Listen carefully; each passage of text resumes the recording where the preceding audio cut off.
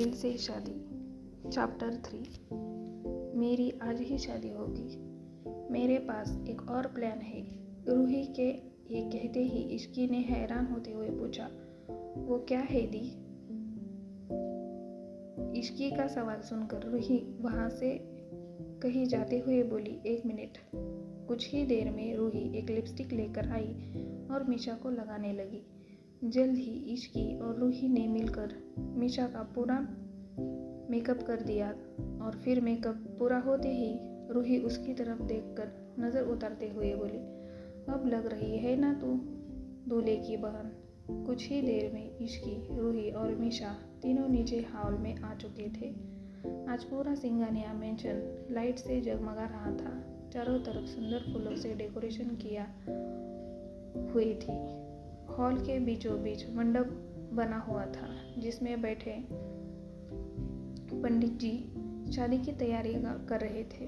इस शादी को अटेंड करने के लिए देश के बड़े बड़े लोगों के साथ ही मीडिया वाले भी मौजूद थे। सभी लोग राजवीर की इस सडन शादी की अनाउंसमेंट से पूरी तरह शॉक में थे। यही वजह थी कि आज सभी न्यूज़ चैनल की हाईलाइट ये शादी ही थी। कोई भी राजवीर सिंगानिया की शादी मिस नहीं करना चाहता था। वही दूसरी तरफ इश्की, रूही और मीशा नीचे आते ही वहां मौजूद सभी लोगों का ध्यान उनकी तरफ खींचा चला गया। घर वाले तो मीशा के इस अवतार को देखकर शॉक रही हो गए थे, लेकिन बाकी सारे गेस्ट बस इश्की की खूबसूरती को ही देखे जा रहे थे, खासकर लड़के। तभी मीशा के पास एक आदमी आया जिसका नाम अर्नव सिंगानिया था। ये राजवीर के पापा है जिनकी उम्र 51 है, पर देखने में वो अभी 43 या 44 के ही लगते हैं। अर्नव जी मीशा के पास आकर बोले, क्या बात है? मुझे तो लगा था आज तक मेरे 3 बेटे थे, पर आज पता चला मेरी एक और बहुत खूबसूरत बेटी भी है। अर्नव जी की ये बात सुनकर रूही हंसते हुए बोली, आपने सही कहा डैड, मैंने भी मीशी से यही कहा था। फिर सभी एक साथ हंसने लगे तो मीशा मुंह बनाते हुए बोली, हा हा हा, वेरी फनी डैड। यहाँ पर जोक मारने से अच्छा है आप जाकर अपने बेटे से पूछो कि उसे ये क्या शादी का भूत चढ़ा हुआ है, वो भी इस लिपस्टिक की दुकान से। मीशा की बात सुनकर अर्नव जी ने कहा, मेरा बेटा तुम्हारा भाई है। अगर तुमको इतनी ही प्रॉब्लम है इस शादी से तो तुम खुद क्यों नहीं पूछ लेती?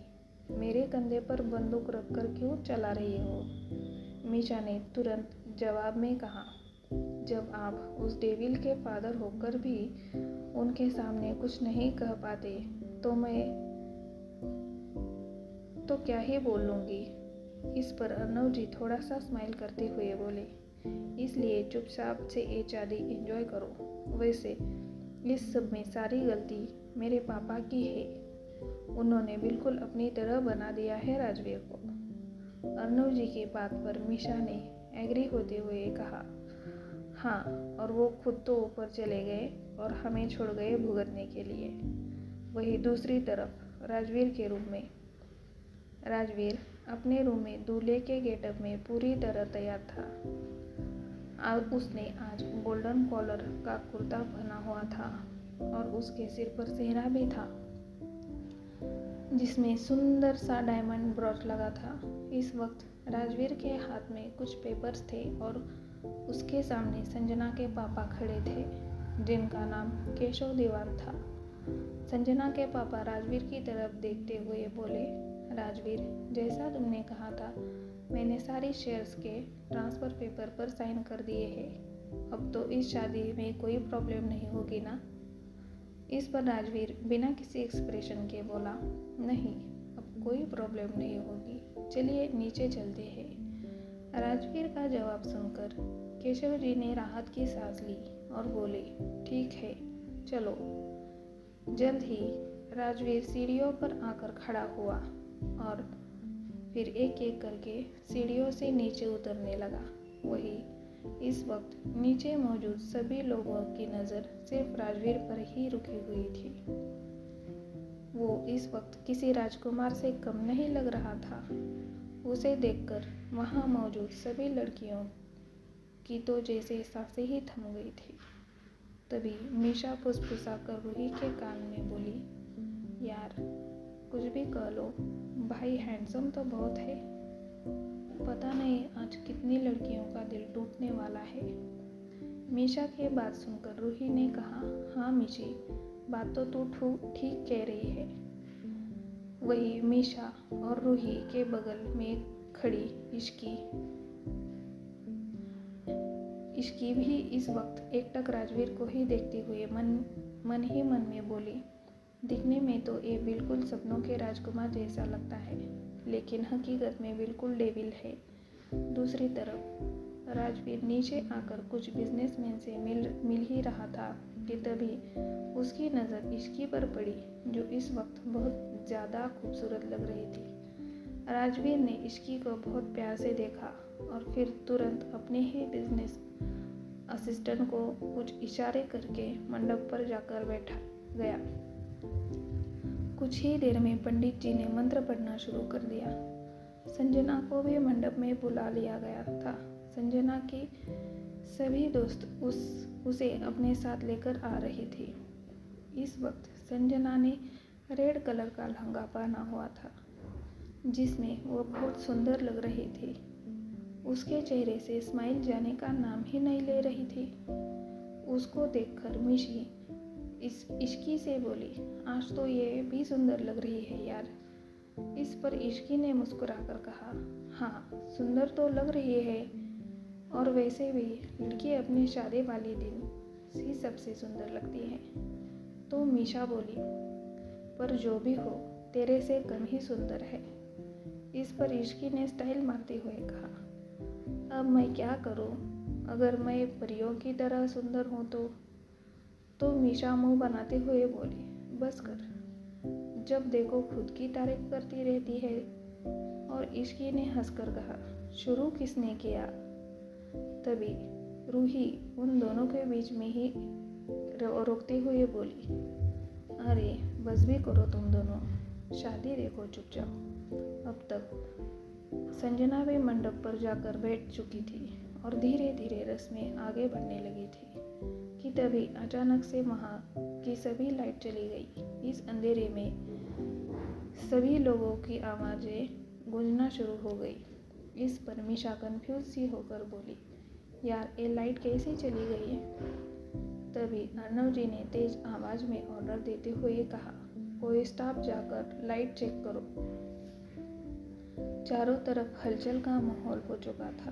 तभी इस अंधेरे में एक प्रोजेक्टर की लाइट ने सबका ध्यान अपनी तरफ खींचा, जहां एक वीडियो प्ले हो रहा था। उस वीडियो में केशव जी के सभी काले कामों के सबूत फ्लैश हो रहे थे। ये देखकर सारे मीडिया वाले उसकी फ़ोटो लेने लगे और सभी लोग शॉक्ड रह गए कि ये सब क्या हो रहा है।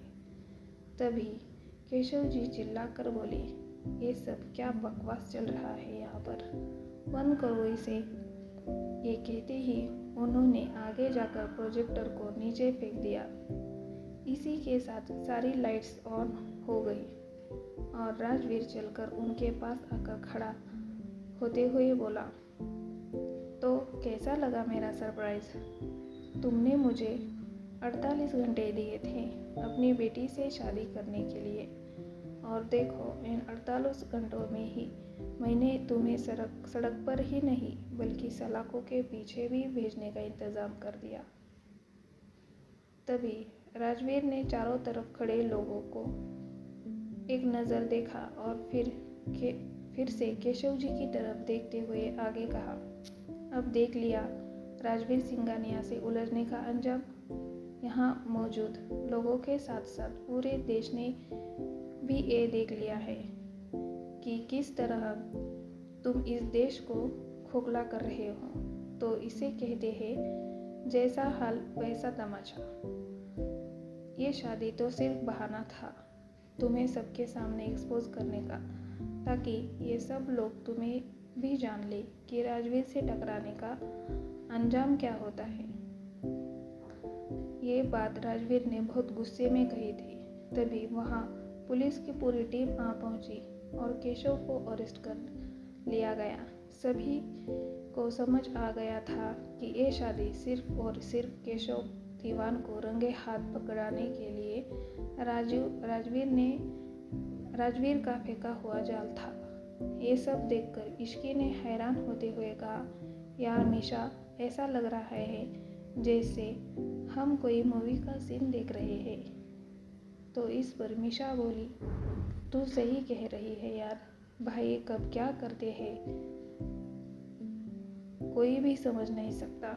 इस पूरे ड्रामा के बाद सभी लोग वहां से जाने लगे। मीडिया वाले भी राजवीर से कुछ सवाल करके कुछ देर में ही वहां से जा चुके थे, लेकिन पंडित जी अब भी वही थे, क्योंकि राजवीर ने उन्हें रुकने को कहा था। सबके जाने के बाद हॉल में अब सिर्फ घर वालों के साथ साथ इश्की और संजना ही बचे थे। जब संजना ने देखा कि अभय पंडित जी को रोका गया है, तो उसे एक उम्मीद मिली थी कि अभी भी शायद राजवीर उससे शादी कर लेगा। तभी राजवीर की दादी ने उससे सवाल करते हुए कहा, राजवीर, यही सब करना था तो शादी का नाटक क्यों किया? इस पर राजवीर बोला, क्योंकि मुझे केशव दीवान के शेयर्स चाहिए थे, जो वो मुझे शादी वाले दिन ही देने वाला था। तो दादी ने फिर से पूछा, लेकिन राजवीर, शादी का क्या? तुझे याद तो है ना कि तुझे आने वाले 2 दिन में शादी तो करनी ही होगी, क्योंकि तेरे दादाजी ने वसीयत में लिखा है कि तुझे 30 से पहले शादी करनी है, नहीं तो ये सारी प्रॉपर्टी ट्रस्ट में चली जाएगी और फिर अब तू 2 दिन बाद 30 साल का भी हो जाएगा। इस पर राजवीर बोला, मैं कुछ नहीं बोला दादी, मेरी शादी आज और अभी होगी। राजवीर की बात सुनकर अर्नव जी ने कंफ्यूज होते हुए पूछा, तुम संजना से शादी करोगे? राजवीर ने साफ इनकार करते हुए कहा, नहीं। राजवीर का जवाब सुनकर सभी घर वाले कंफ्यूज हो गए, क्योंकि यहाँ पर मौजूद लोगों में सिर्फ संजना ही थी जिससे राजवीर शादी कर सकता था। राजवीर की शादी से इनकार करने पर क्या होगा संजना का रिएक्शन, और आखिर किससे करने वाला है राजवीर शादी?